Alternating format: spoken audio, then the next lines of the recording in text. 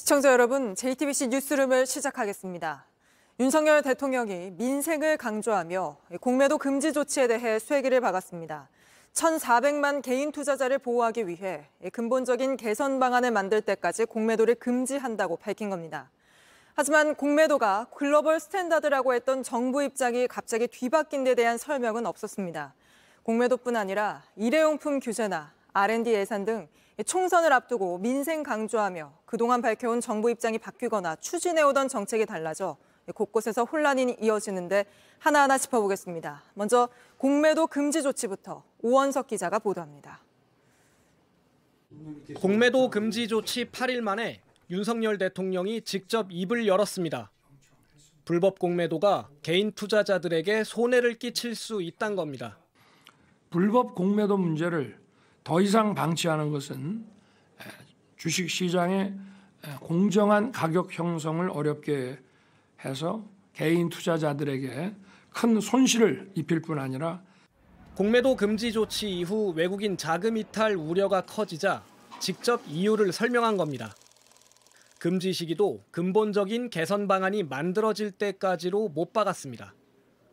지금은 주식을 빌릴 때 개인은 외국인이나 기관과 달리 더 높은 담보 비율을 적용받습니다. 상환 기간도 90일로 제한되는데 금융당국은 이를 통일하는 방안을 검토해 조만간 발표할 예정입니다. 하지만 불과 몇 달 사이 금융당국 입장이 180도 달라지면서 회의적인 반응을 보내는 사람들도 적지 않습니다. 공매도는 어쨌든 시장의 가격을 조정하기 위해서는 필요한 제도라고 생각을 해요.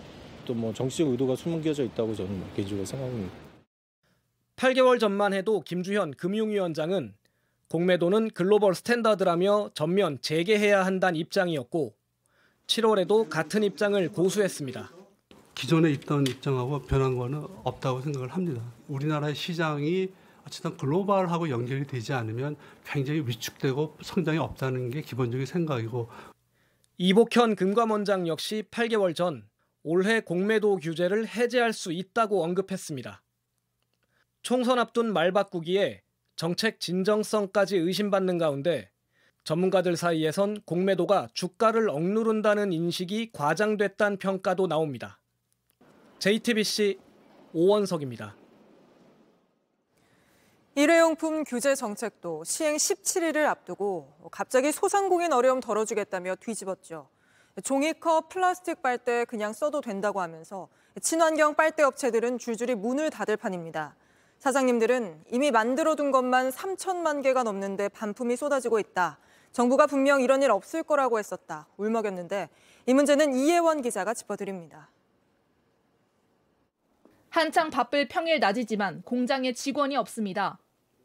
창고에는 상자가 가득 쌓여 있고 이 상자 안에는 전부 쌀빨대가 들어 있습니다. 플라스틱 빨대 대체품으로 개발한 건데 이미 만들어둔 것만 3천만 개가 넘습니다. 하지만 팔 수 없게 됐습니다. 정부가 이달 말부터 매장 내 플라스틱 빨대 사용을 전면 금지할 계획이었는데 갑자기 시행을 무기한 미룬 겁니다. 계약은 줄줄이 취소됐고 반품 요청만 밀려옵니다. 7일날 발표가 나고 9일날부로 전부 휴직 상태입니다. 직원을 늘리고 생산을 확대해온 건 환경부의 확답 때문이었습니다. 합동 설명회를 할 때 무조건 시행을 한다고 하셨습니다. 그래서 저희가 생산을 계속한 거고 다시는 정부 말을 안 믿으려고요. 다른 종이 빨대 업체들도 갑자기 말을 바꾼 정부 탓에 위기에 내몰렸다고 성토했습니다. 얼마 전까지만 해도 진짜 환경부에 면담을 갔을 때도 이런 경우는 없을 거다. 무슨 일인지 진짜 이게 진짜로 줄 도산하고 환경산업 전반이 무너질 것입니다. 정부가 말을 바꾼 건 또 있습니다. 제주와 세종이 일회용컵 보증금제 시범 사업을 벌였는데 이젠 알아서 하라고 한 겁니다. 이 때문에 이곳 가게들 역시 피해가 예상됩니다. 컵 300원 보증금 받습니다. 갖고 오시면 돌려드린다. 그런 거 딴 데 저기는 안 하는데 왜 여긴 하냐고. 좁은 매장에 일회용컵 반납 기계를 두며 성실히 따랐지만 남은 건 상처뿐입니다. 플라스틱을 줄여야 된다. 당연히 맞는 얘기죠. 근데 아니면 말고 이런 식으로 시행했다고 보고요. 정부에 대한 신뢰는 무너졌고 친환경 정책도 후퇴했습니다. 아빠 우리 일회용품 안 돼요. 이렇게 저한테 도리어 설명을 하는데 거기에는 답변을 해줄 수가 없습니다. JTBC 이혜원입니다. 연구개발 예산도 오락가락하기는 마찬가지입니다. 앞서 대통령실과 정부는 R&D 카르텔을 없앤다며 예산을 대폭 깎았는데 비판이 쏟아지자 여당이 어제 일부 예산을 보완하겠다고 밝혔습니다. 하지만 오늘 국회에선 어떤 예산을 얼마나 늘릴지를 두고 야당과 부딪혀 결국 야당이 깎인 예산 일부를 다시 되돌리는 안을 단독 처리했습니다. R&D 예산은 하예빈 기자가 보도합니다. 민주당은 오늘 과학기술정보방송통신위원회 예결산 소위에서 정부가 삭감한 R&D 예산 중 총 8천억 원가량 늘리는 안을 의결했습니다. 구체적으로 과학기술계 연구원 운영비와 카이스트 등 4대 과학기술원 학생 인건비 등이 늘어났습니다. 국민의힘 의원들은 의결 직전 반발하며 퇴장했습니다. 민주당은 글로벌 R&D 관련 예산 1조 1,600억 원을 줄이는 대신 연구원 운영비와 연구지원비 등을 2조 원 늘렸다는 입장입니다. 그러면서 신속하게 증액분을 최종 통과시켜야 한다고 촉구했습니다. 끝까지 국민의힘이 윤석열 표 예산안 지키기에만 몰두한다면 반드시 국민들께서 그 책임을 엄히 물으실 것이라는 점을 경고합니다. 다만 오후 2시로 예정됐던 상임위 전체 회의는 소위가 길어지면서 열리지 못할 걸로 보입니다. 앞서 정부와 여당은 윤 대통령 지시에 따라 R&D 예산 재검토에 들어갔습니다. 기존 안보다 총 3조 4천억 원을 줄였다고 했지만 민주당은 실제로 삭감된 금액은 6조 5천억 원에 달한다고 주장해왔습니다. 여기에 학계 반발까지 거세지자 여당도 일부 예산 보완이 필요하다는 입장으로 돌아섰습니다.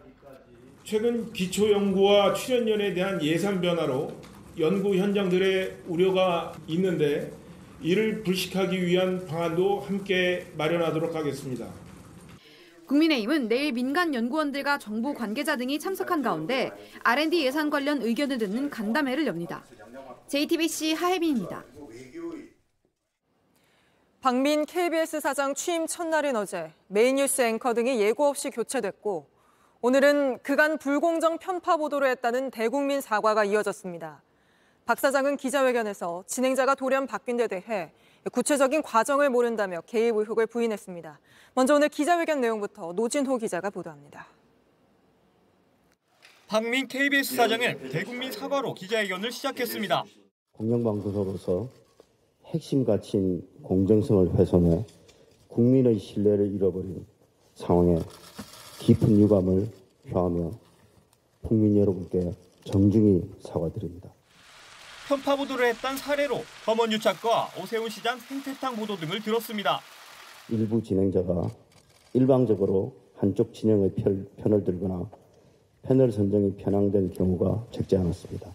대책으론 향후 무리를 일으킨 기자와 PD를 중징계하고 속보 경쟁을 지양하겠다고 했습니다. 박 사장은 올해 800억 적자가 예상된다면서 자신과 임원의 임금을 30% 삭감하겠다는 뜻도 밝혔습니다. 취임 첫날 메인 뉴스 앵커가 바뀌고 일부 프로그램 진행자가 갑자기 하차하면서 방송법 위반 논란도 일었습니다. 저희 정치자들한테 얘기를 하고 인사를 하는 것이 예의가 아닌가 이런 생각합니다. 그냥 너 오지 마 이런 얘기를 이렇게 들으니 좀 사실 좀 당황했습니다. 다만 박 사장은 개입 의혹을 부인했습니다. 적당한 대책을 협의해서 수정을 하라 이렇게 지시를 한 바가 있습니다. 그래서 그 이후에 어떻게 진행된지 구체적인 과정에 대해서 사실 제가 정확하게 모르고. JTBC 노진호입니다. KBS 노조는 기자회견장 앞에서 손팻말을 들고 일방적 앵커 교체, 프로그램 폐지는 방송법 위반이라고 강하게 반발했습니다. 야권 역시 취임 첫날부터 대거 물갈이를 했다며 군사 쿠데타가 일어난 줄 알았다고 비판했습니다. 이어서 구혜진 기자가 보도합니다. 박민은 사퇴하라! 사퇴하라! 박민 나가라! 박민 나가! 언론노조 KBS 본부는 시사 프로그램을 편성해서 제외하고 진행자를 대거 교체하는 과정에서 사측이 법과 규정을 어겼다고 반발했습니다. 사측이 편성의 자유와 독립을 보장한 방송법은 물론 프로그램 개편 전엔 제작진과 협의를 거쳐야 한다는 노사 단체 협약 규정도 지키지 않았단 겁니다. 야권에서도 군사 쿠데타에 빗대며 언론 장악이라고 비판했습니다. 어젯밤에 KBS 뉴스를 보면서 저는 과거 5.16 쿠데타처럼 군사 쿠데타가 일어난 줄 알았습니다. 방송 진행자나 방송 개편이 이렇게 전격적으로 이루어진 것을 듣도 보도 못했습니다. 권력을 앞세운 윤석열식 언론 장악의 추악한 모습은 역사의 한 장면으로 똑똑히 기억될 것입니다. 반면 여당은 정치권이 공영방송에 개입해선 안 된다고 했습니다. 공영방송이 공정하게 방송을 하도록 하기 위해서는 정치권에서 감나라 대추나라 하지 않는 것이 좋다고 생각합니다. 민주당은 언론 장악을 규탄하는 릴레이 시위에 나서는 한편 박민 사장이 편성 과정에 개입했는지 따져 묻겠다는 계획입니다. JTBC 구혜진입니다. 전쟁 소식으로 이어갑니다. 이스라엘은 하마스가 자신들 공격에 가자지구 남쪽으로 도망가고 있다고 밝혔습니다. 온라인엔 이스라엘군이 하마스 의사당에 이어 헌병대 본부를 접수했다는 이런 사진이 퍼지기도 했습니다. 이에 맞서 하마스는 이스라엘의 무차별 공격에 인질이 죽었다며 그 영상을 공개하고 닷새 간의 휴전을 조건으로 인질을 맞바꾸는 안이 논의되고 있다고 주장했습니다. 먼저 정종문 기자입니다. 병원 앞에서 하마스로 추정되는 사람이 대전차 로켓포를 들고 있습니다. 포탄이 날아가고 탱크가 폭발하는 장면도 포착됐습니다. 이스라엘은 현지 시간 13일 이 병원 일대에서 민간인과 섞인 하마스 대원들과 교전을 벌여 21명을 사살했다고 밝혔습니다. 이스라엘군 대변인은 가자지구 한 병원 밑에 하마스 터널이 있다며 직접 찍은 영상을 언론에 공개했습니다. This kind of gear is a gear for a major fight. These are explosives. These are vests with explosives. 인질들을 억류했던 흔적도 발견됐다고 강조했습니다. 이스라엘군이 병원 주변을 무차별 공격한다는 비난이 거세지자 지상전의 정당성을 주장하려는 걸로 풀이됩니다. 하지만 외신 보도에 따르면 이스라엘군이 주요 병원 주변에 적용용 총이 달린 드론을 띄워 총격을 하고 있다는 주장도 나왔습니다. 이스라엘은 하마스가 가자지구 통제권을 잃고 남쪽으로 도망치고 있다고도 했습니다. 이스라엘 현지 언론은 이스라엘군이 하마스 의사당을 점령한 뒤 국기를 개양한 사진이 SNS에서 퍼지고 있다고 보도했습니다. 하마스는 이스라엘군 공격으로 숨진 인질이라면서 생전과 사후 영상을 공개하며 응수했습니다. 그러면서도 5일간 휴전을 조건으로 여성과 어린이 등 인질 최대 70명을 석방할 수 있다며 이스라엘에 억류된 가자지구 주민도 풀어달라고 주장했습니다. JTBC 정종문입니다. 병원은 공격하지 말라는 국제사회의 압박에도 이스라엘의 공격이 계속되면서 가자지구 병원들은 거대한 공동묘지로 변하고 있습니다. 전기가 끊겨 인큐베이터에서 꺼내진 갓난 아기들마저 하나둘 짧은 생을 마감하고 있습니다. 하지만 이들을 돌보는 의료진은 대피하지 않고 끝까지 환자 곁을 지키겠다고 말해 안타까움을 더하고 있습니다. 계속해서 김민관 기자입니다. 아버지는 급하게 차를 세운 뒤 아이를 안고 병원으로 뛰어갑니다. 병원에는 이미 피투성이가 된 아이들이 치료를 기다리고 있습니다.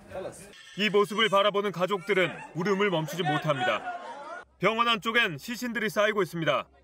이스라엘군의 계속된 공격으로 병원에는 더 이상 물도 전기도 공급되지 않습니다.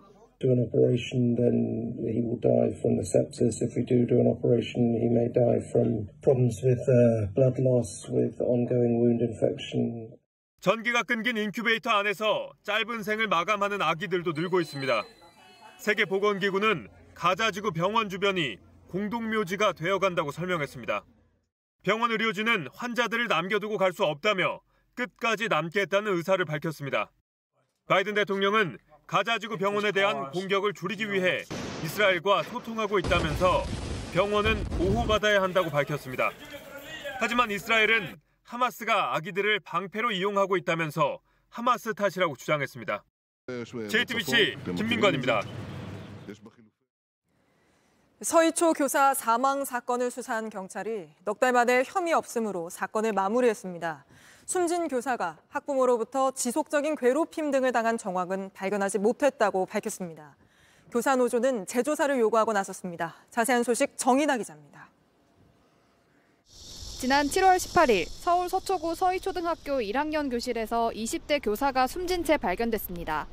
이후 4개월 동안 경찰은 동료 교사와 학부모, 고인의 친구 등 68명을 조사했습니다.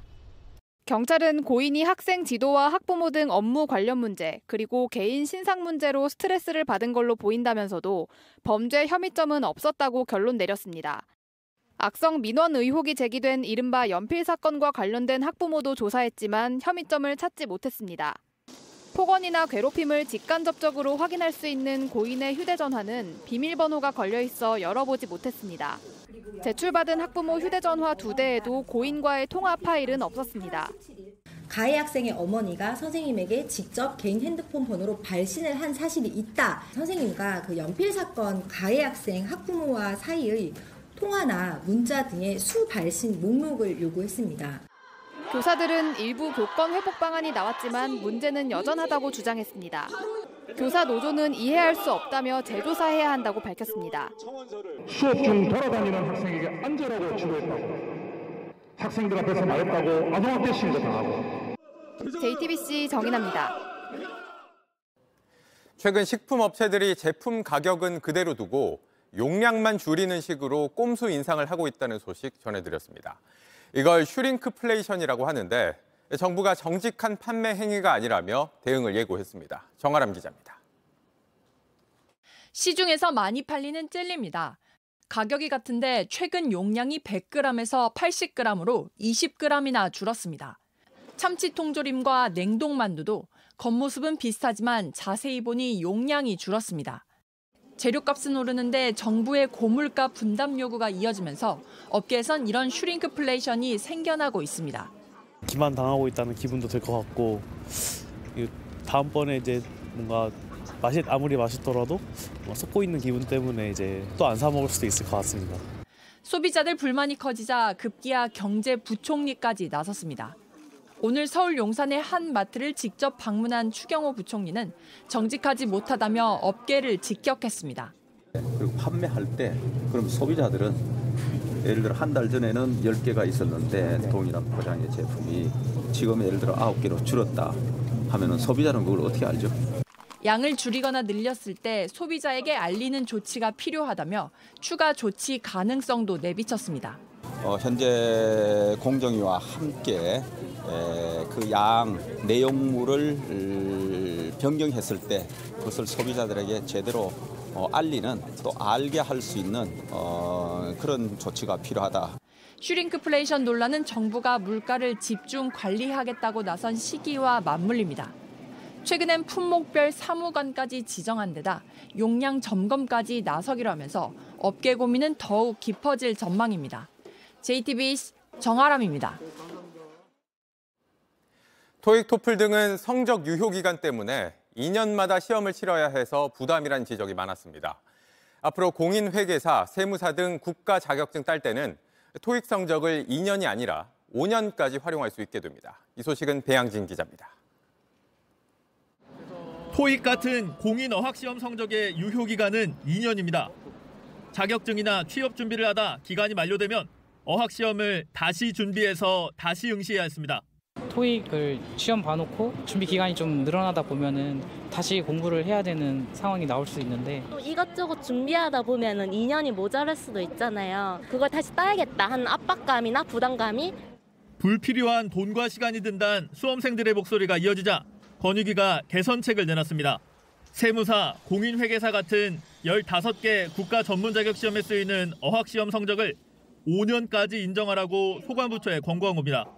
전문 자격사 시험 응시 과정에서 청년들이 직면해왔던 경제적, 시간적 부담이 완화될 것으로 기대합니다. 공인 어학시험 성적의 유효 기간을 늘리는 건 윤석열 정부의 국정과제에도 포함됐습니다. 앞서 2021년 공무원 시험의 기간 연장이 적용됐고 올해 4월엔 공공기관 채용에서도 유효 기간이 늘었습니다. 민간 기업 채용까지는 아직 확대되지 않았습니다. 제도 개선 기한이 내년 10월까지인 만큼 적용 시점은 각 시험별로 이르면 올해 말, 늦으면 내년 말이 될 예정입니다. 산업인력공단 같은 각 시험별 주관기관 홈페이지에 성적을 등록하면 유효기간이 연장됩니다. 유효기간이 남았다면 기존 성적도 소급해 등록할 수 있습니다. JTBC 배양진입니다. 얼마 전 신원식 국방장관이 국회에서 주식 거래를 확인하는 모습으로 논란이 일었는데 이번엔 김명수 합참의장 후보자가 업무 시간 중에 특히 북한이 탄도미사일을 발사한 날에도 주식 거래를 한 사실이 드러났습니다. 김 후보자는 자녀의 학교 폭력 의혹도 불거졌습니다. 김재현 기자입니다. 지난해 1월 1일부터 올해 11월 9일까지 김명수 합참의장 후보자의 주식과 ETF 거래 내역입니다. 대부분 근무 시간인 오전 10시에서 11시 사이, 오후 2시에서 4시 사이에 거래가 이루어졌습니다. 특히 북한이 탄도미사일을 발사한 날에도 근무 시간 중 거래를 했습니다. 지난해 1월 5일엔 북한이 도발한 지 3시간 정도 뒤에 주식 50만 원어치를 샀습니다. 북한이 미사일 2발을 쏜 같은 달 17일엔 오전과 오후에 2천만 원어치를 거래했습니다. 당시 소장이었던 김 후보자는 국방부 산하 국방개혁실에서 근무하던 중이었습니다. 김 후보자 측은 고위공직자로서 업무에 더욱 충실하겠다면서도 당시 북한 도발 등의 작전을 지휘하는 위치는 아니었다고 해명했습니다. 앞서 신원식 국방부 장관도 주식거래 관련 메시지를 국회 예결위 회의장에서 확인하는 모습이 카메라에 포착돼 사과한 바 있습니다.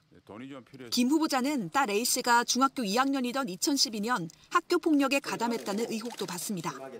A씨 등 6명이 화장실에서 피해자의 집단 폭행을 가했고 이후 A씨는 서면 사과하도록 조치를 받은 것으로 확인됐습니다. 김 후보자에 대한 인사청문회는 내일 열립니다. JTBC 김재현입니다. 윤석열 정부는 남북이 일체의 적대 행위를 중지하기로 한 9.19 군사 합의가 우리에게 불리하다며 문제 삼아왔습니다. 정부가 오늘 북한이 정찰 위성을 발사할 경우 9.19 합의의 효력을 일부 정지시킬 수 있다고 공식적으로 밝혔습니다. 김지아 기자의 보도입니다. 정부가 북한이 정찰 위성을 발사할 경우 9.19 군사 합의의 일부 효력 정지를 검토 중이라고 밝혔습니다. 정부 관계자는 북한이 정찰 위성을 쏘면 해상과 공중에 대한 합의 효력 정지를 검토 중이라며 공은 북한에 가 있다고 밝혔습니다. 북한의 정찰 위성은 우리에게 심각한 위협이 되는 만큼 발사에 성공하면 그에 상응하는 조치를 해야 한다는 겁니다.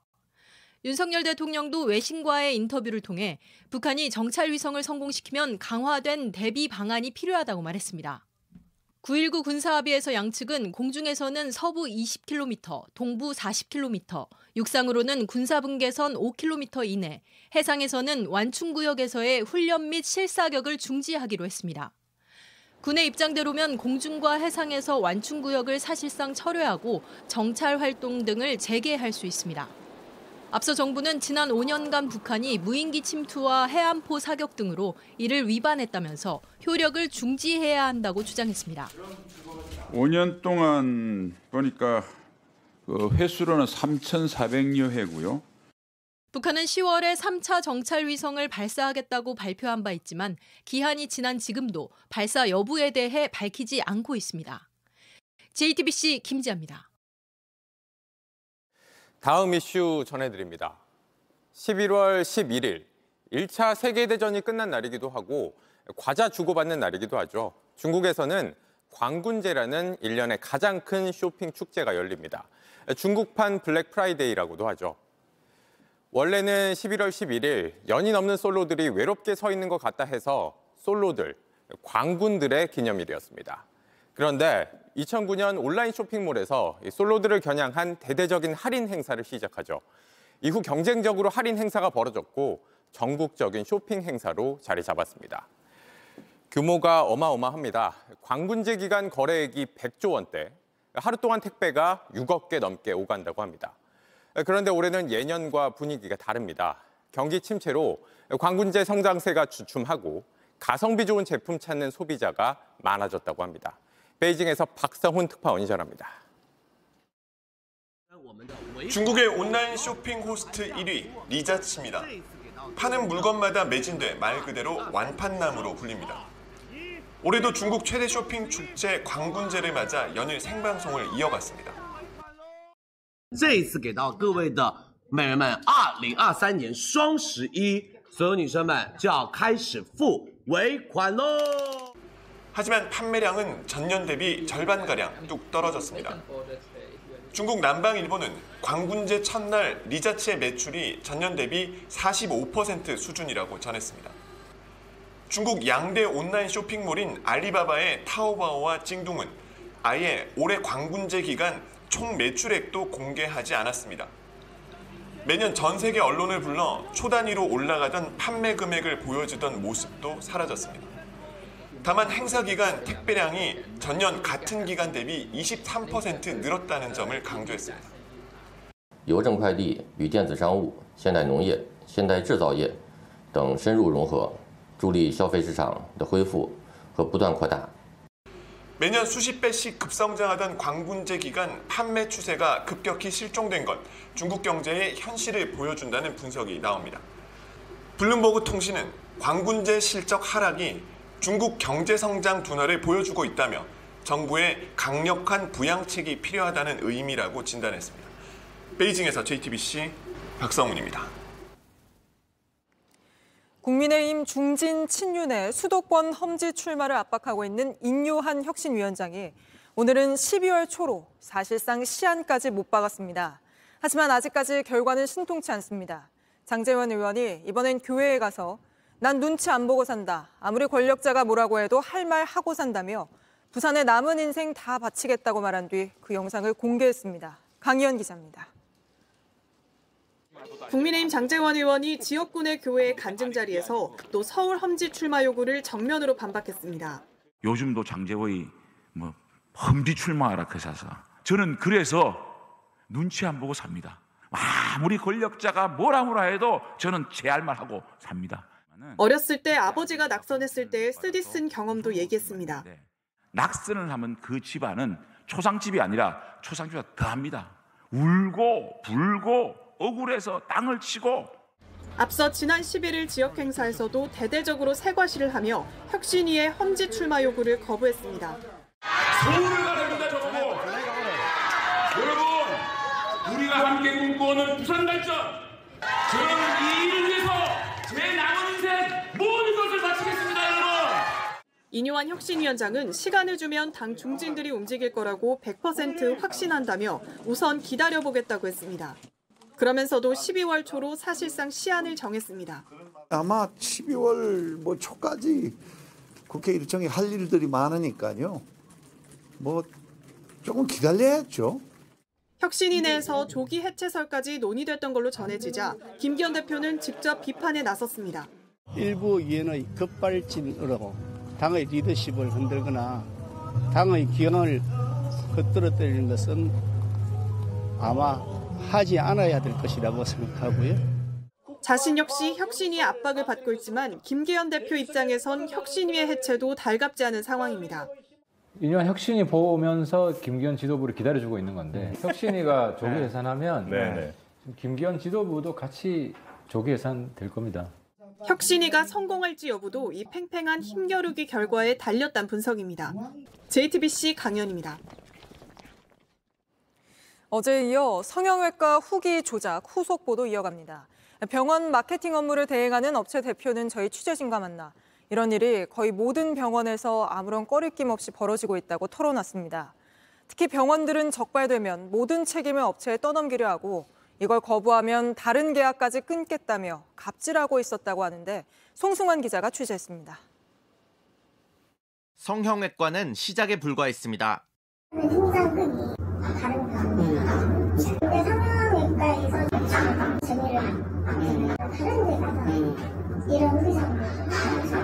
이렇게 다른 병원으로 자연스럽게 번지고 있었습니다.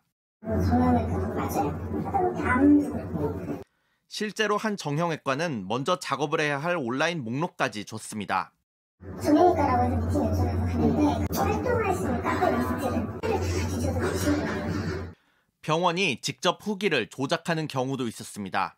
면접을 갔었을 때 의사가 그게 직업이에요. 마케팅 대표가 의사인 거죠. 거기 물려니까 직원이 20명에서 근무하고 있는 거예요. 밀실에서 그렇게 적발되면 책임은 모두 업체 몫이었습니다. 왜냐하면 보건소나 이런 데서 병원으로 소형자료가 나가고 있잖아요. 그러면 그걸 그대로 저희가 도해줘 보내요. 우리는 아무것도 몰랐다. 얘네가 의논 없이 이런 거 썼다. 그렇게 쓰라고 시켜요. 거부하면 갑질이 돌아왔습니다. 전체를 끊어버리고. 부작용이 있단 글도 수시로 확인해 대응해야 했습니다.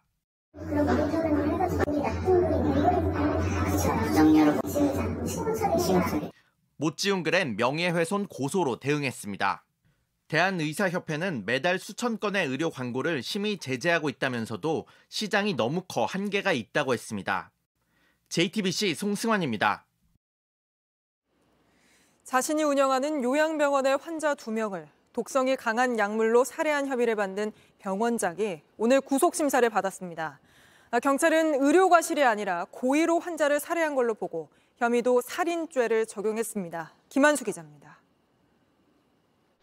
영장실질 심사를 마친 한 남성이 법원을 빠져나옵니다. 병상이 200개가 넘는 서울의 한 중형 요양병원 원장입니다. 환자 살해한 혐의 인정하십니까? 의료 과실로 인한 사망이라고 생각하십니까?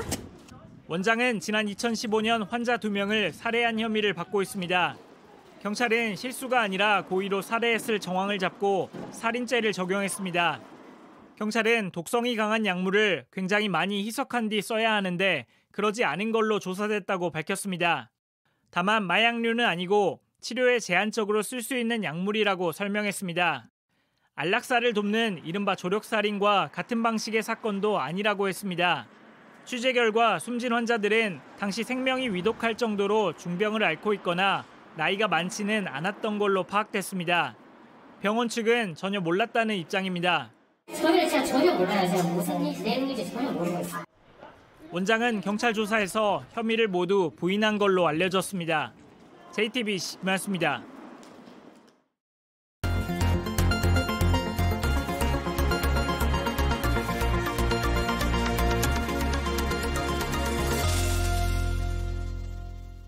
경남 통영의 섬마을에는 고양이 학교가 있다고 합니다.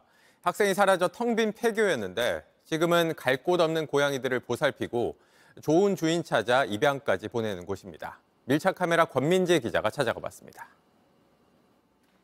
아직 이름이 없는 검정 고양이는 바닷가 양식장에서 발견됐습니다. 굉장히 쥐가 많다 보니까 더 이상 못 키웠다 싶으면 쟤들을 유기를 합니다. 흰 털을 가진 고양이 팡이는 나뭇가지에 찔려 한쪽 눈을 잃었습니다. 곰팡이 문화도 엉망이었대요. 팡만 TV에서 잘 놀아요. 그래서 이름을 팡이라고. 모두 경남 통영의 작은 섬에 있는 고양이 학교에서 살고 있습니다.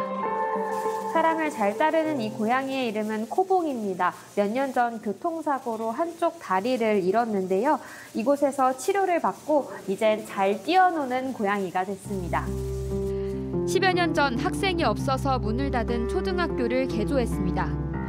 학령과 반이 적혀있던 교실은 이제 보호실이 됐습니다. 학생들이 쓰던 책상과 의자는 사라지고 고양이들의 놀이터가 됐는데요. 가장 인기 있는 곳은 언제든 바깥바람을 쐴 수 있는 이 통로입니다.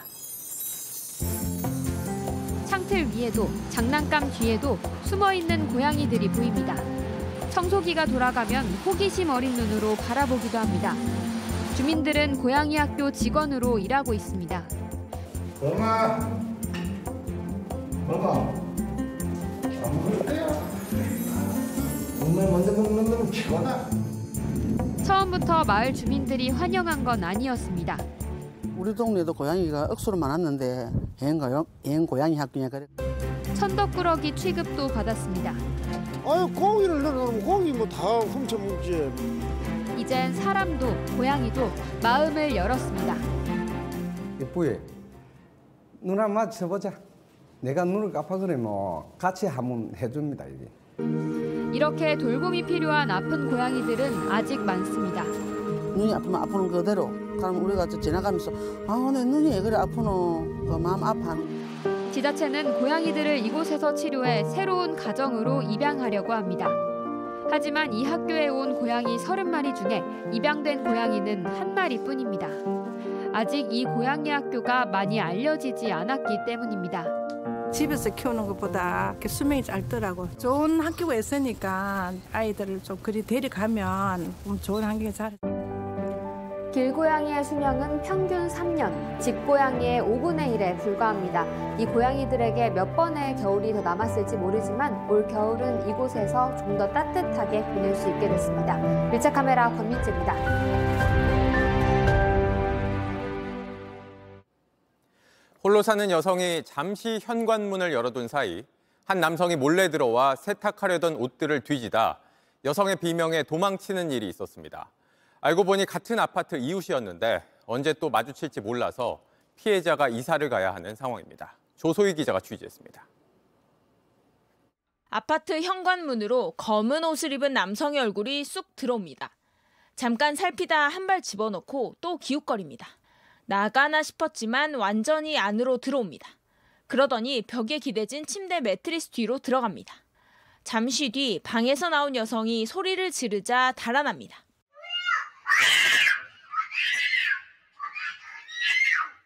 여성은 퇴근 후 환기를 하며 집을 정리하고 있었습니다. 웬일이에요. 남자가 세탁실 앞에서 이러고 웅크리고 있는 거예요. 제 옷을 막 껴안고. 바로 신고했고 경찰은 2시간 만에 남성을 잡았다고 했습니다. 하지만 끝이 아니었습니다. 경찰이 제공한 숙소로 옮겨 지내던 중 반려동물 밥을 주러 잠시 집에 들렀다 가해자와 마주친 겁니다. 보니까 맞아요. 끝에 집 사람이더라고요. 들어가는 게. 이웃일 줄 상상도 못했어요. 경찰이 신청한 구속영장이 법원서 기각됐는데 여성은 이 사실도 같은 층에 가해자가 사는 줄도 몰랐습니다.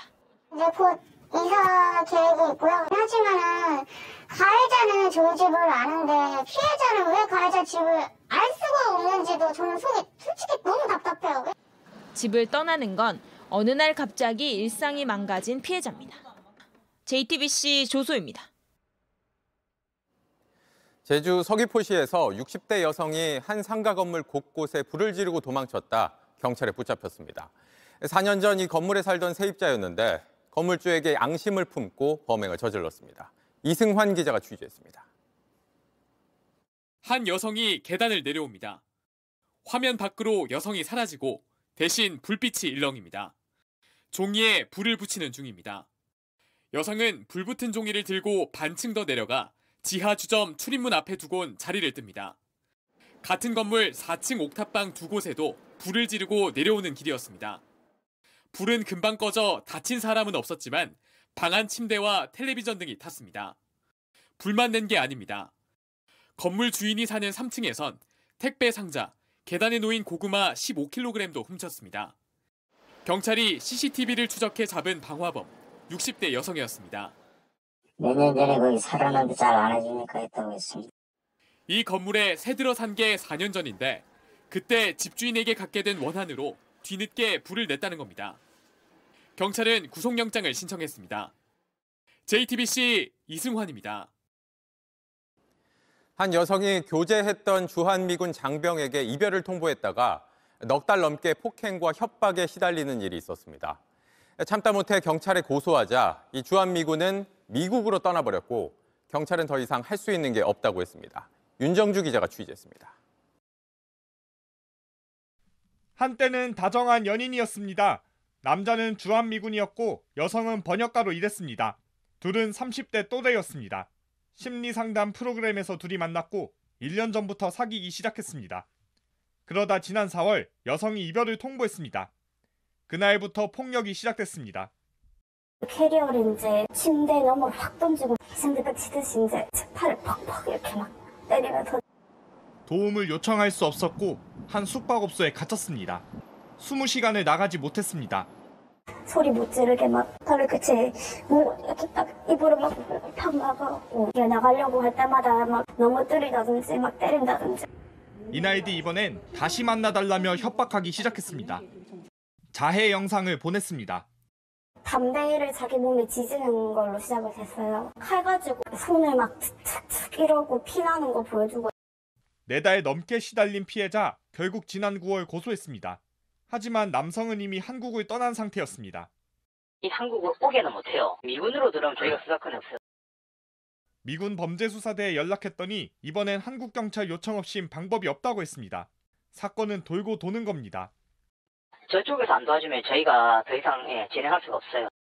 지난 2002년 여중생 사망 사건 뒤 우리나라 수사기관이 미군을 직접 수사할 수 있게 됐습니다. 하지만 현실 장벽은 높습니다. 경찰은 남성은 현재 미군을 나온 걸로 파악됐다며 통상 절차대로 진행 중이라고 밝혔습니다. JTBC 윤정주입니다.